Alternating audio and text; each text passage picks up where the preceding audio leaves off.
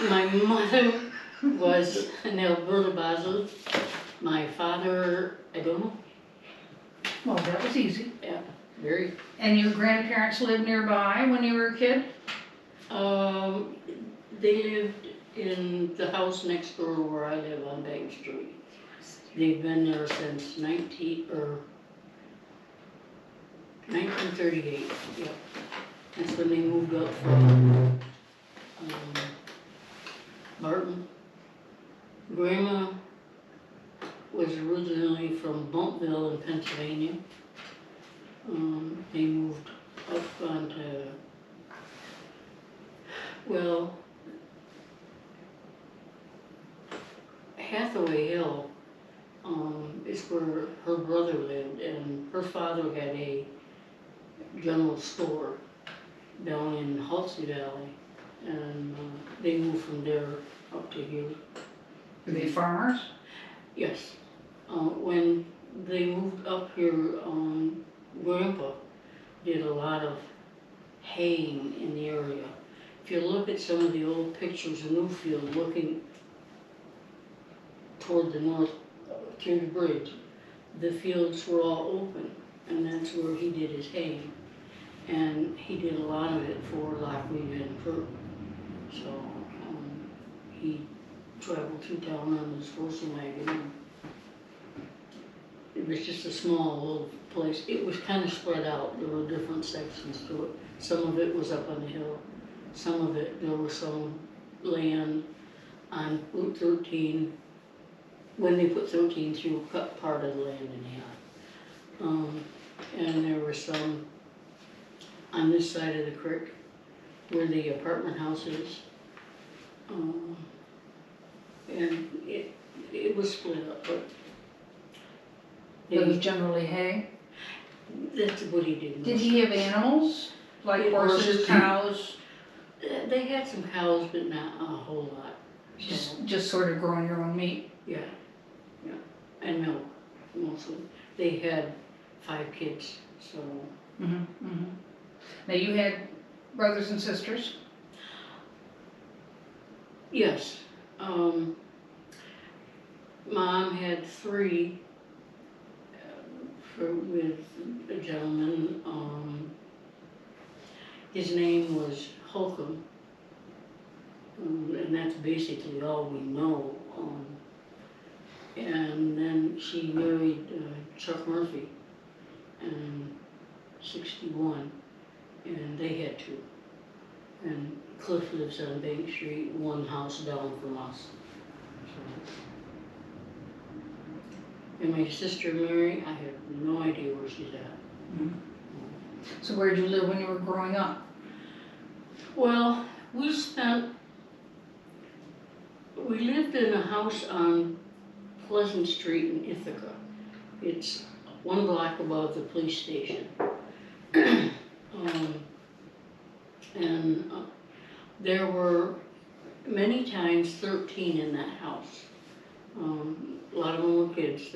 Mom had 3, Elma had 1, Ronnie and Joan, and then neighbor across the street lived there. They had a lady that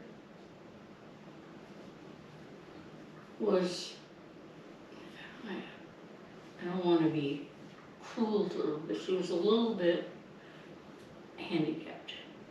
And her family couldn't deal with her, so Elma said, well, she's good with the kids, so we have a lunch. And they always worked, so she was there all day. And when we came home from school, because at that time we lived a block from the school, so we had to come home for lunch. She had lunches ready and stuff, and she was there after school until Mom and Elma got home. She was a feisty little lady. I remember one time making her mad, and she always had this, she'd bite her finger, and then she'd chase after you. And the house was open around the first floor. And we'd run around the house, and she'd chase us. And Know what was her name? Margaret Stark. Yeah, and I don't know whatever became of her, what happened after we left. Elma lived there for a long time, for nothing. There was nobody there, it was an empty house. So when did you move to Newfield? Well, we moved up to live with Mr. Murphy, December 12th, 1959. Is that on Millard Hill Road? That was on Millard Hill Road. That was right across the street from Warren White Yep. Nursery. Yeah. I remember Charlie Murphy Yeah. and his son and his daughter, Susan and Susan and Charlie. Butch. Yeah. Charlie, yeah. So that was the outskirts of Trumbull's Corners. Yes, yes. We went, well, half a mile or so from the corner. So. Yeah. And we lived there, well, till I got out of school and I went to live, I went back to Pleasant Street and with Elma because I was working at Henry's hamburger stand and I walked mostly. Because I didn't have a car at the time, so it was, you know, the best place for me. And I never went back home. Anybody in this room remember Henry's hamburger stand besides me? I don't. And me? You don't? That was the So- first, It what was school- 20 cent hamburgers. first fast food in Ithaca, I think. Yeah, I think so. What school did you graduate from? Newfield. You know, In 1966. 66. In class at 44. So, and it's funny, when I talked to Loretta, her class was like 500. But she went to Ithaca. She went to Ithaca. So, she was right borderline Ithaca Newfield, so the kids behind her on Leonard Road, which was right next to them, went to Newfield. So, but Well, it's the same way now, the line hasn't moved. it's the same, yeah. Yeah. Well, So what was your favorite food when you were a kid?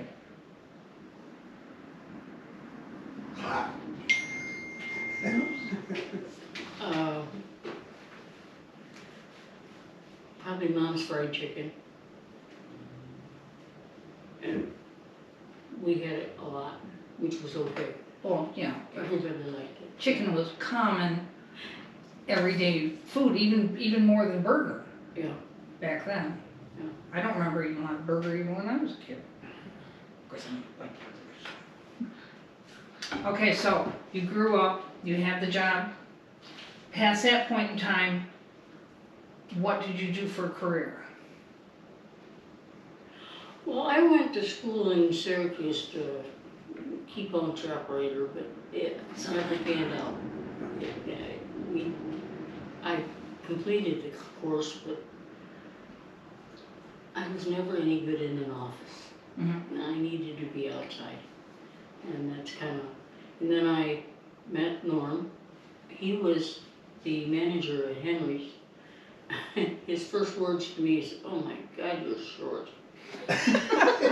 I've never. That's the first thing out of his mouth when he saw me. I almost didn't get the job. He said, "I'm not sure you can reach things." That was the hard part. But, and I worked there for, I think it was about 6 years.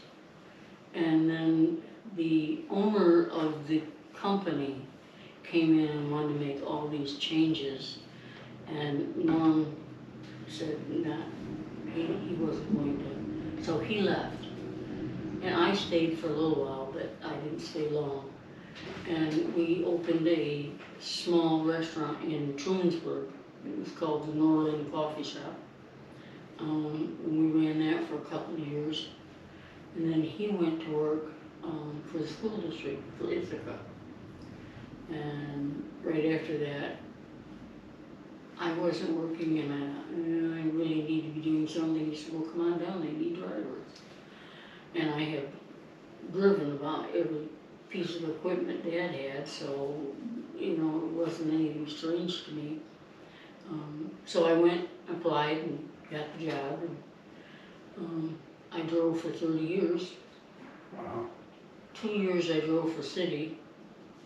And then 8 years I drove for sport out coaches. And that was an experience I'll never forget. I've never been in so many different big cities. It's like New York City, Boston, Philadelphia. We did everything on the East Coast, as far as South Carolina. And it was mostly, what I did was girls athletics for Cornell. But we had a couple of senior trips that I did. We went mostly in Maine.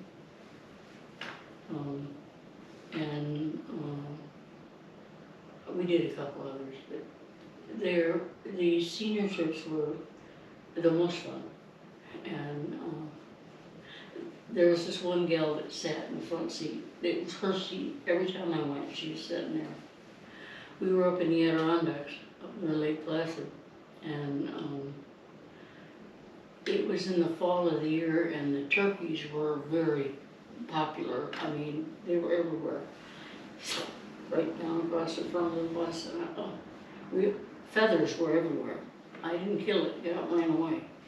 And she says, "Oh, that was neat, let's have it and do it again." Don't, she can say that. We got up in Maine, in Rangeley, they stayed at this old motel, and the guy was our guide to go out and see the deer, or the moose. And we went out, it was probably about 6 o'clock. It was getting kind of dusk, so. And I said, "If you see something coming, let me know. So if I don't see it, we don't hit it, because they're big. They're going to do damage." "Oh, I want to see that happen again." I said, "You go to the back of the bus." Yeah, look out the back. Something else, but they were a lot of fun. They were always something different going on, and you never know what to expect from them. Can you tell us some names of people you worked with at Sword Out? Well, Rob Swartout, Jim Ferris. yeah. Well, not Ferris, he wasn't there this time. He had already left, Oh, he okay. was just Swartout at that point. Bob, Jim, I don't remember their last names. It's been a while since I've done it, so. They were all really very nice. They were as helpful as can be. I remember one, well, it was in December, and it was, they were all going to New York City. And we were going some of us were going from Portland, some of us were going from Ithaca, some of us were going from Binghamton, and we were all meeting down at the first rest stop, down on 380, and to go from there into New York City. But the snow was just horrendous that morning. Just getting to work was a feat. And I said, "Why are we here? Why isn't this canceled?" "Well," he said, "we can't cancel it, they can." I said, "Oh, good." So we all had to go to our perspective, and the group that was going from where I was, Portland, they come out and says, "We're not going to go in this," and because too many people had already canceled, so there wasn't enough and they had 2 buses scheduled.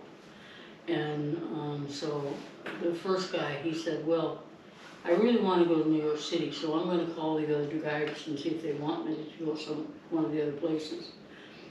And I said, "Don't call them for me. I'm going home. And put this baby back in the parking lot and see if I can't get back up Newfield Hill." And I had no more had gotten home, and the phone rang, and he says, "Linda, we really do need a bus at such and such." And I said, "I'm home and I'm staying. I'm not driving New York City for this." So I stayed home, but I did a basketball team. We went to Columbia, and when you go into Columbia, you drive into a tunnel, and there's no place in there to turn around. So you sit there until the game is over, and then you back out. Well, lo and behold, when I backed out, there was 12 inches of snow on the ground. It had been snowing all day. Well, I had no idea. So there are a couple of roads in New York City that we're not supposed to be on. And I knew that if I went down 87 to get up onto 3 to get back to New York State, I wouldn't make that hill because it's kind of that baby has summer tires on it. She wasn't going to go up that hill. I knew that. So there was one little street ahead of it that we're not supposed to be on. And I got to it, and it wasn't that bad up that hill I went. I got back to the office, and the next day Rob called me. He says, Linda, can I talk to you for a minute? And I said, okay. You were someplace you shouldn't have been? Well, maybe. And he said, why were you there? And I said, because it was clear. There wasn't enough snow on it to keep me from not getting up that hill, and I wasn't going to stay in New York City. He says, don't do it again. Okay. I mean, what do you do? Didn't want to do it that time. No. And it was the going home. Normally it's a 4-hour drive. Usually traffic coming out of New York City is pretty heavy on 80 until you get up to 8380. There was no traffic. The only thing I saw on the road that night going home was through New Jersey on 80, it was 4 lanes. There was 4 snowplows ahead of me, 1 in each lane, and a hot dog, you know. That was the best part of the trip. The rest of the trip was pretty tough. That's interesting. You got a question?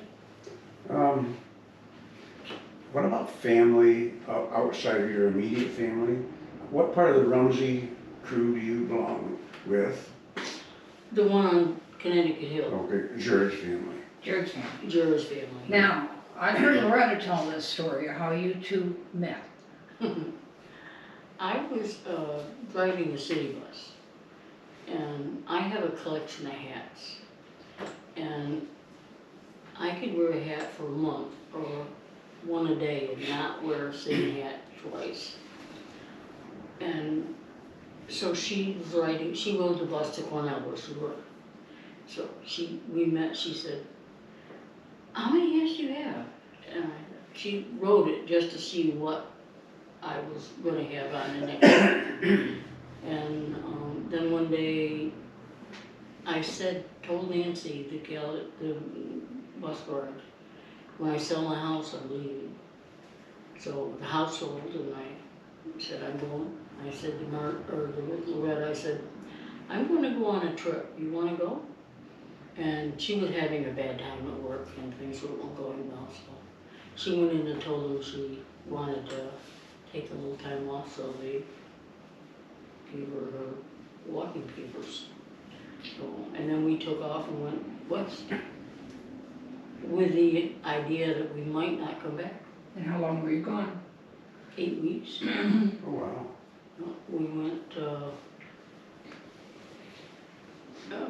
We went south down along the coast, and then we went across into Texas, and then Arizona and New Mexico, and up into Nevada. What year was that? 87. We left March 16th at 5 a.m. And I had a big Doberman, a big Sebastian, he was my baby. And she met him for the first time that morning. I thought, oh, this is going to be fun. He was a very friendly dog. I mean, I didn't have any problem with that. Sebastian, if you're sitting on the couch, you have to be careful because he'd back up so on your lap. He wouldn't stand up, he'd back up so you could get on your lap. And I thought, okay, dog. But very friendly. But he slapped her.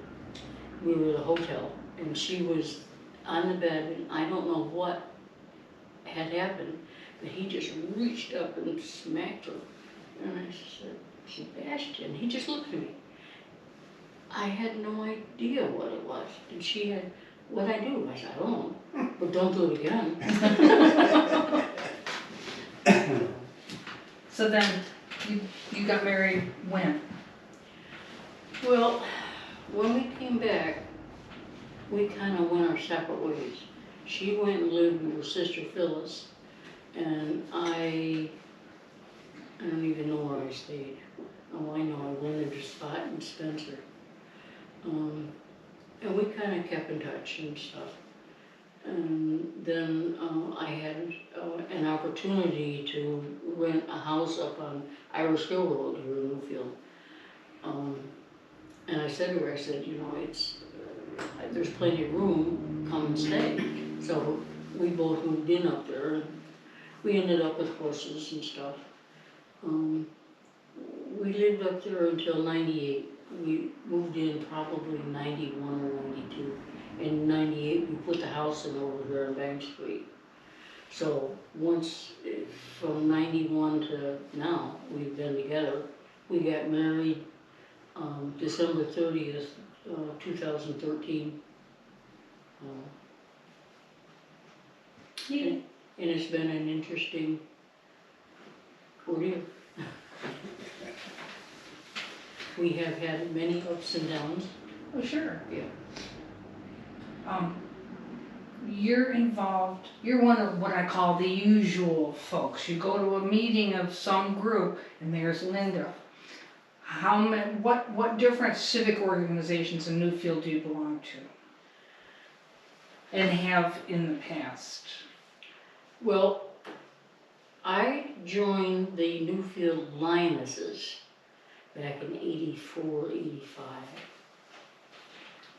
Actually, when they first became a group. I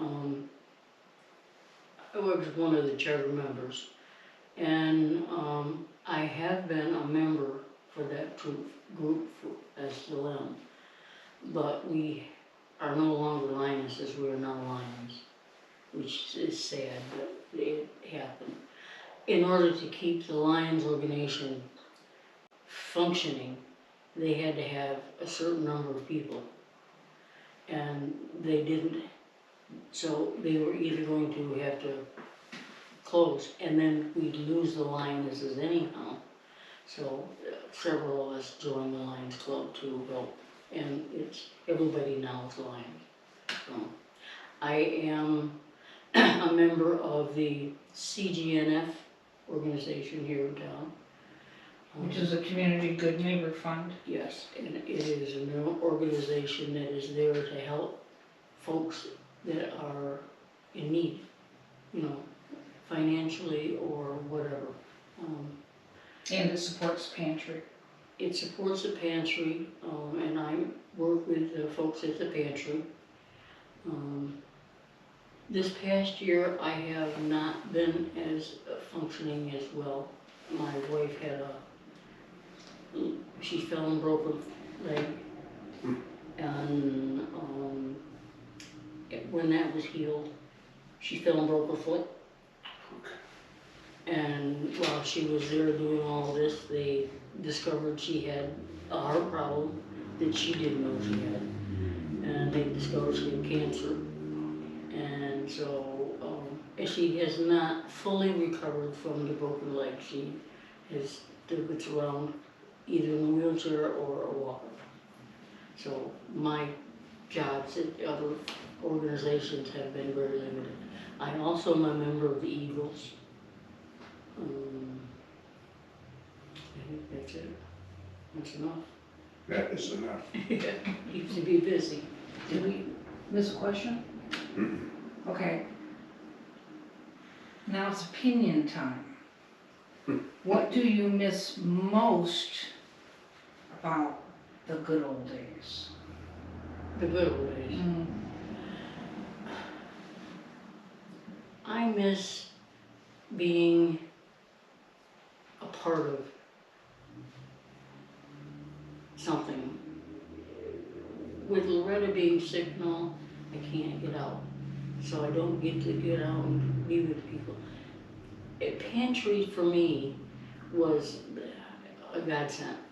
It was something I could go and help. I could physically be there and do things, and In the community of all the volunteers. all the volunteers, you know, it is, when we do the setup on Wednesday mornings, there are at least 10 of us there. And we're getting the tables set up, we're getting food put in, whatever storage places or whatever we need. And it was always just a good time, you know, and I miss doing that. Mm-hmm. In the good old days, I miss a lot of the slow time. Because, you know, we didn't want, okay, I gotta go do this, I gotta go do this, I gotta be there. You know, it was family time. And it was important to be part of that. So, and the family has, I hate to say it, but when Elma moved out of the house here that Grandma owned, we lost our mama. And we used to have Sunday dinners. And I remember during the summertime, Dairy Queen and Tasty Freeze was the 2 ice cream stores in Ithaca. We'd stop at either one of them and pick up quarts of ice cream and bring to Grandma's and have Sunday afternoons. And it was the family was there, my family, Elma's family, Graham and Clarence, Ruby and Bob and their 5 kids, and you know, all the rest, and it was a house full, so, and that was the best part of it.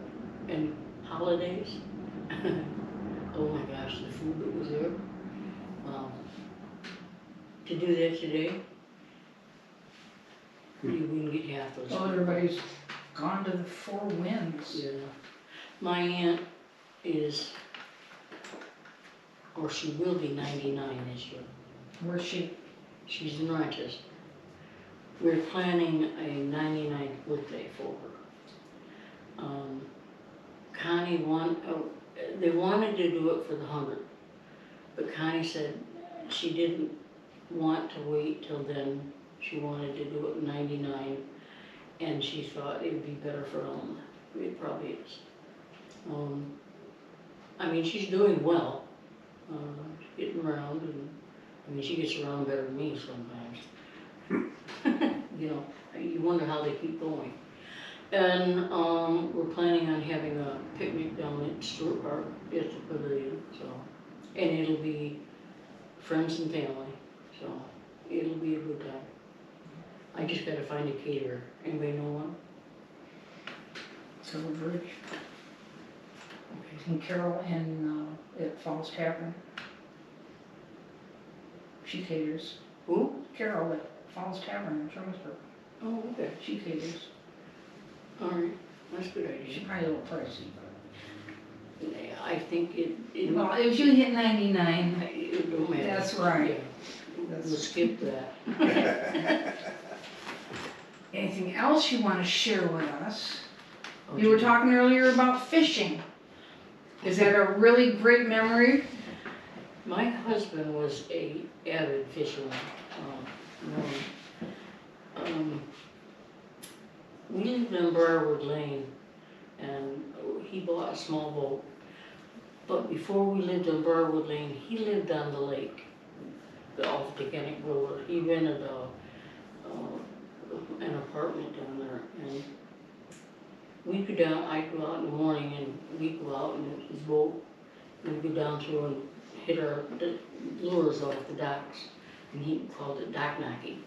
We were waking up to fish, and they were mostly Rockies, you know, not anything big, but they'd be like Panfish. that's what he wanted. But he trolled up and down the lake all the time. He was, you know, he built his own smoker. He'd smoke them, and everybody says, "Oh, I want one of those, I want one of those." They were good. I'm not a fish eater, but when he smoked them, they were very good. And we enjoyed that. We used to go fishing up in Canada up to the Redo Lakes. It's about 6 hours. Is it Thomas's Island? Yeah, Yeah. yeah. And we went up one year, and oh my God, it was hot. It was like 100 degrees, and nobody was catching anything. And I remember we were sitting in the loading lane, and we really shouldn't have been there. This big boat come down through, and he was just a tool.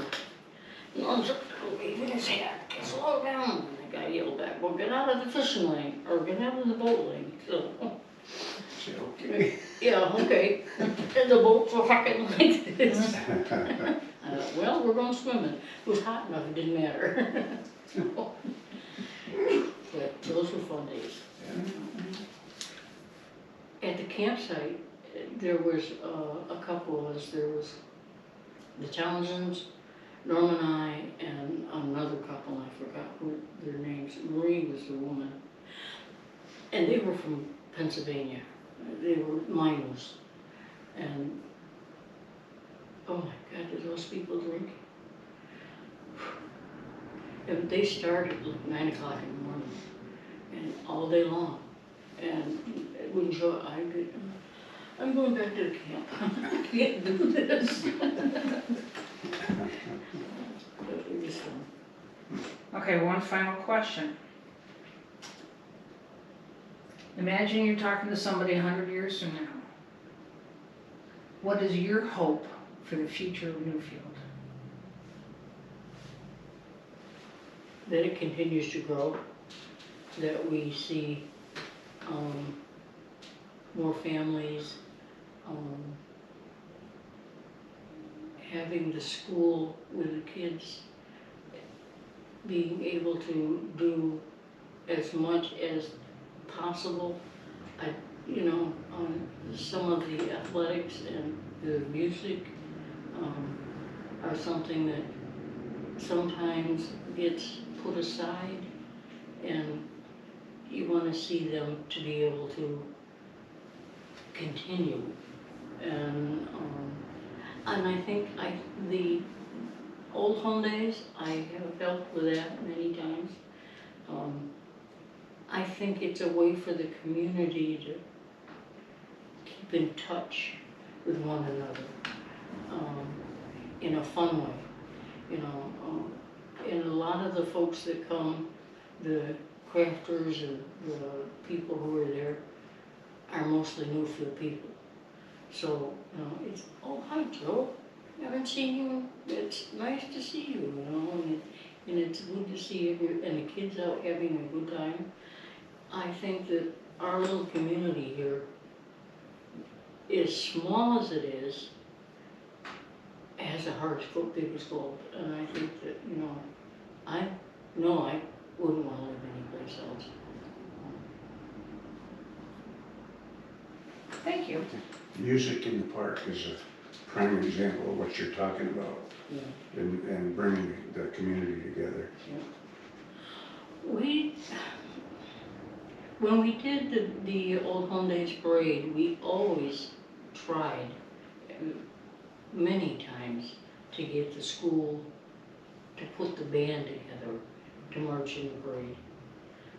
Unfortunately, it was during the summer, Yeah.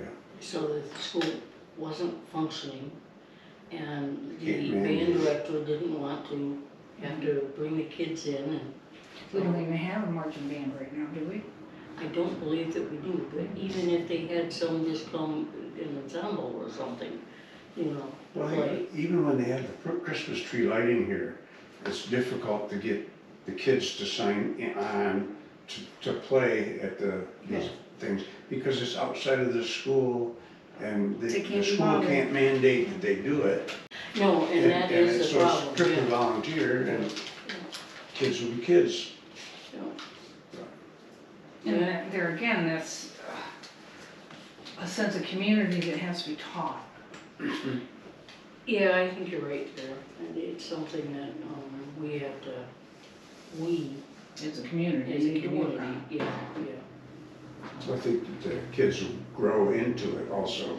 As you get older, you get more inclined to lean towards the community. Yeah, Yeah, yeah, because when you're a kid, you haven't set down roots. no. And if we can keep them in town and keep them involved, Well, you know, keeping them in town is a good thing, as long as we can keep them off from under the bridge. right, My back door overlooks the bridge. And that side of the bridge, there's a platform. And some of the older kids get down there and they get themselves into a little bit of a jam. One night, I looked out and there's a fire under the bridge.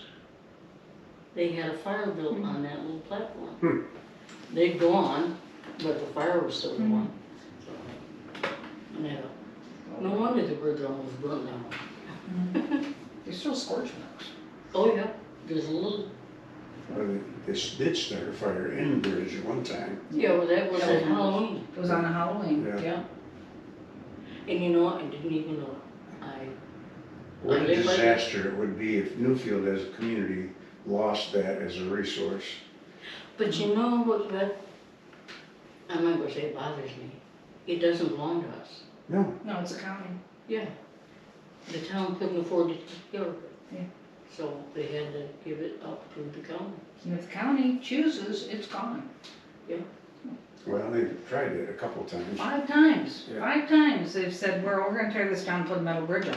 And 5 times we've been able to rescue it. And I don't like to be in that position. Well, I saw the other day, they had a map of the covered bridges in New York. Mhm. Ours wasn't listed. Yeah. But ours is the oldest working bridge in New York State. Mhm.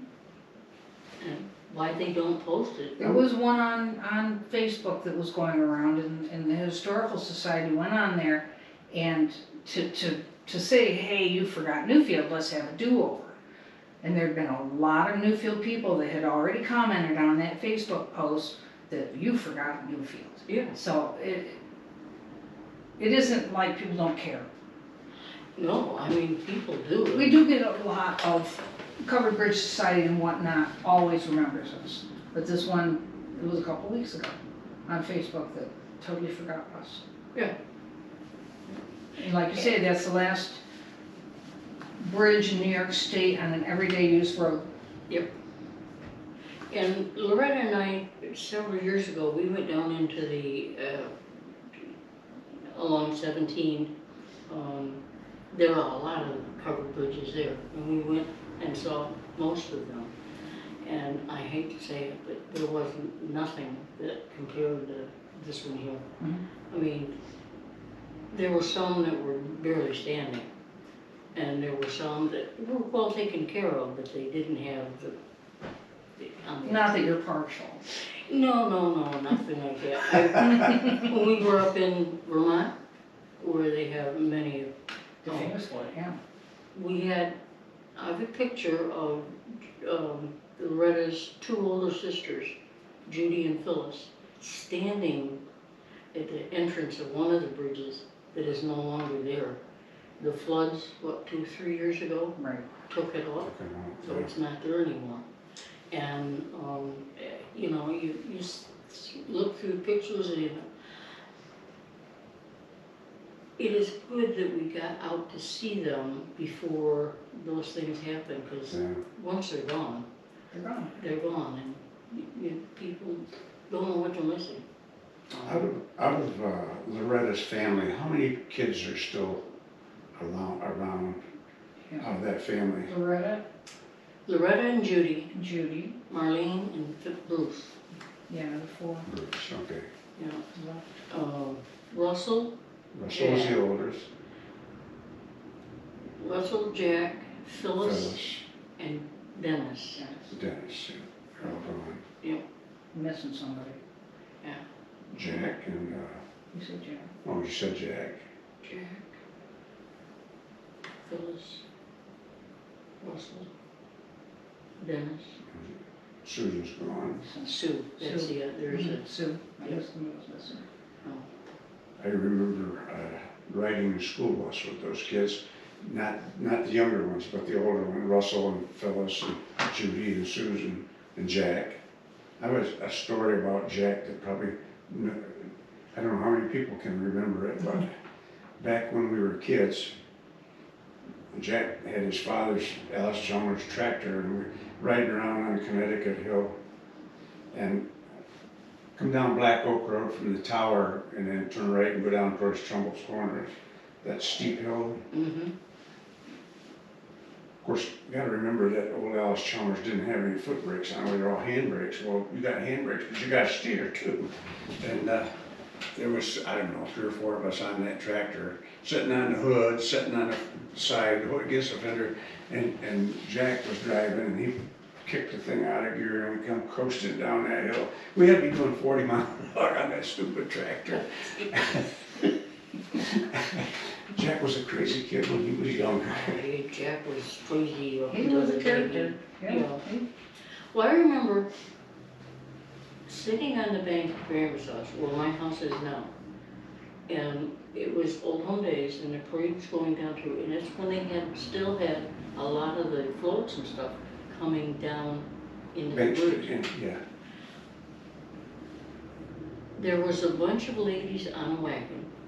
They had some equipment, like the washing machines and stuff. It was a little lawn tractor that was pulling. And he was sliding all over the place trying to stop it, to keep it from running into the side of the bridge. Those poor ladies on that wagon, I remember it. They were hanging on to their life, everything they could get a hold of. And I thought, oh my God. And never again. That was the last time they did those up there. I thought, holy smokes. He handled it well. But I'll bet he had to go home and change. Because there's quite an incline right there. Yeah, yeah. Oh my. One of those cases where you had pulling too much weight for a little tiny tractor. Oh, it was. And he had several washing machines, you know, and they're not light. No. So, and plus the weight of the wagon. It was a big wagon, and there were 5 or 6 ladies on it. And I thought, wow. It was a disaster looking for a place. Yeah, yeah. Well, I hope they won an award. But he should have gotten a driving award, that's for sure. And I remember they had some horses go through the bridge. And one of them got in the middle of the woods and just lost it. Mm. And that poor little girl, she hung on. But she was really upset when they finally got the horse settled down. She couldn't finish the parade. I guess that's why they only have the old cars come through the bridge anymore. Which makes some great pictures. Yeah. Yeah, we have some pictures of this stuff on the bridge too. It's, and we always had to make sure Clarence, when he was living with Grandma, he was ordered, you have to clean that bank off for the parade, so we can sit on the edge of it and watch things go down through. Yeah. It was fun. Very good. I remember when we were a little kid, we spent a lot of time at Grandma's house. When they put Route 13 in, we had this big old bicycle. And I remember going up on 13 and riding that bicycle, just up and down through there. It was the greatest thing. So it's still being constructed when they They tried. hadn't opened it yet. Yeah, they hadn't opened it yet, and no traffic, you know, wow. That was a lot of fun, I remember that. And when the guys in the wintertime would cinder the road, they didn't have a spreader. They had a guy driving. And a shoveler on the back. And 2 shovels on the back. One was shoveling one way, one was shoveling the other way. Yep. We got a saucer, one of those round, tied it to the back bumper of Mom's car, and we'd ride that down to where Main Street, and then we'd have to get out and get in, and then we'd go on home days.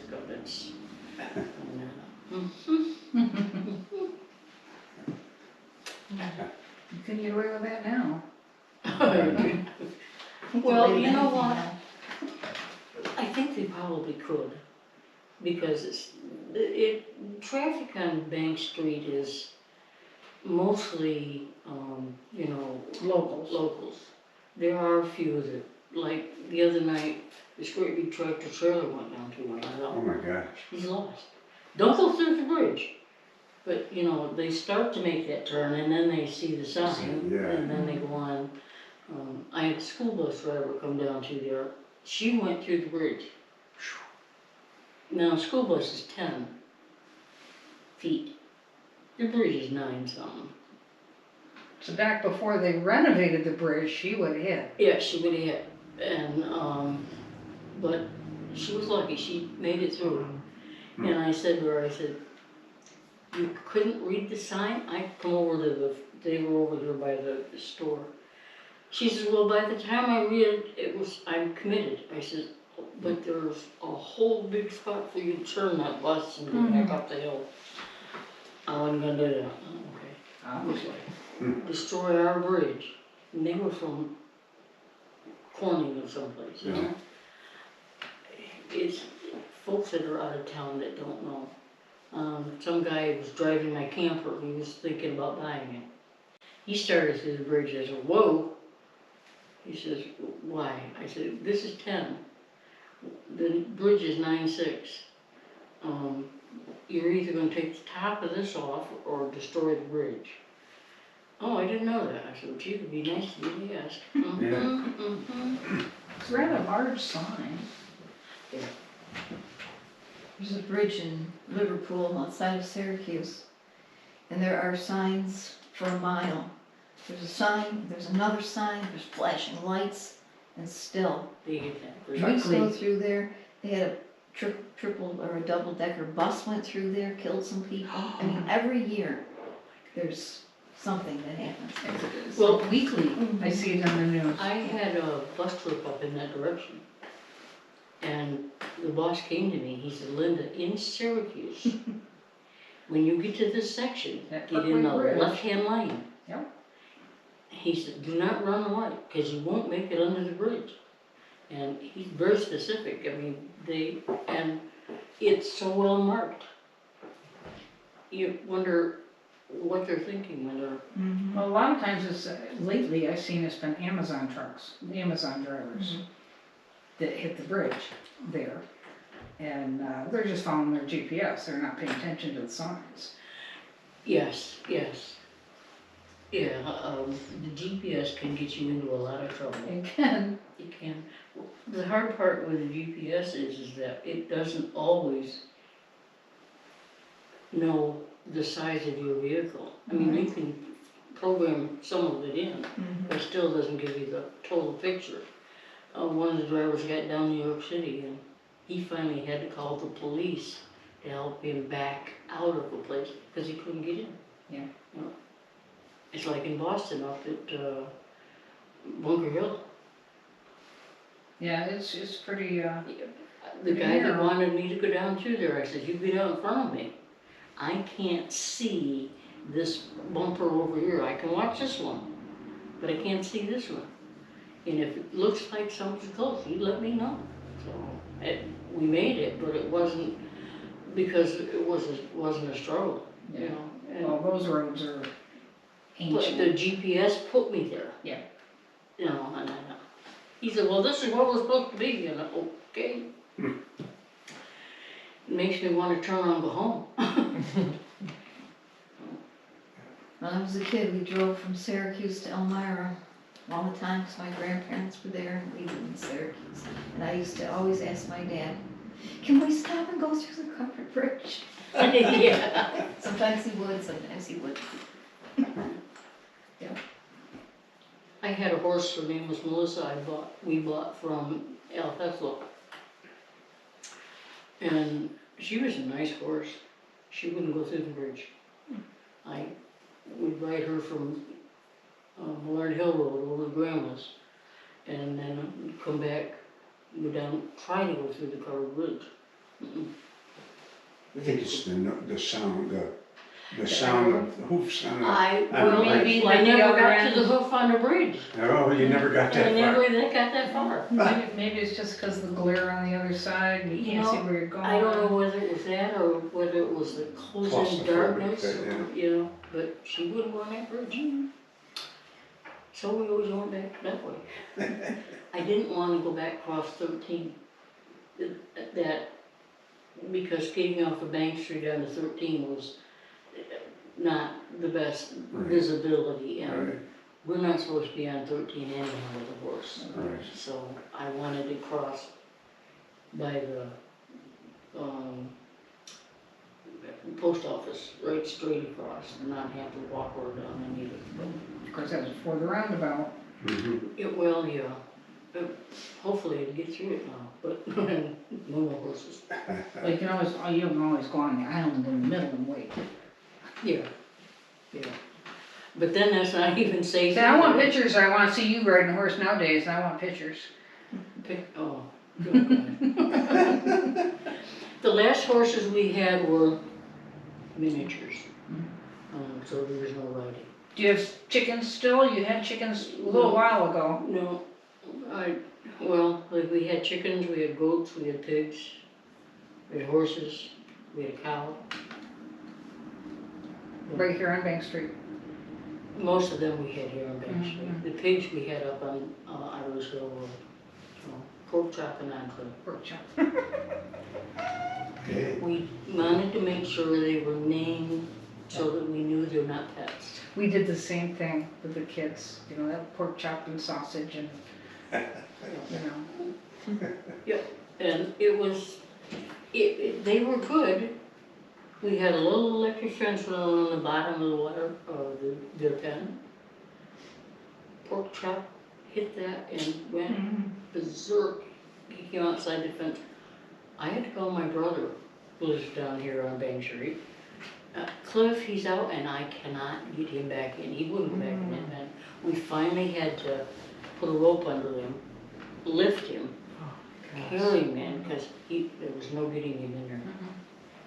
About 3 days later, he was in the freezer. I have a similar pig story. The shack was old and they busted through a board. And he wasn't gonna go in any other way but through that same hole he went out. And I was about 11 months pregnant at the time, chasing the pig around here. Trying to keep him out of the garden. Yep, the good old days, indeed. Yep, they were fun. Put a box over his head and back him through. Yep, bucket. Yep. Uncle Charlie brought one of my pigs home one time that way. Really? Across this field, yeah, he backed him all the way across the field. Yep. With a 5-quart bucket over his head. Tried backing out of the bucket. Oh, geez, that's, Worked. Hey, I knew some pigs that were smarter than some humans I knew. well, they're not dumb animals. No, not at all. No. So I think we've run out of questions for you for now. And We can do this again if I really come up with some appreciate others. having you stop in and Well, thank you Have very a much chat for with us. asking me.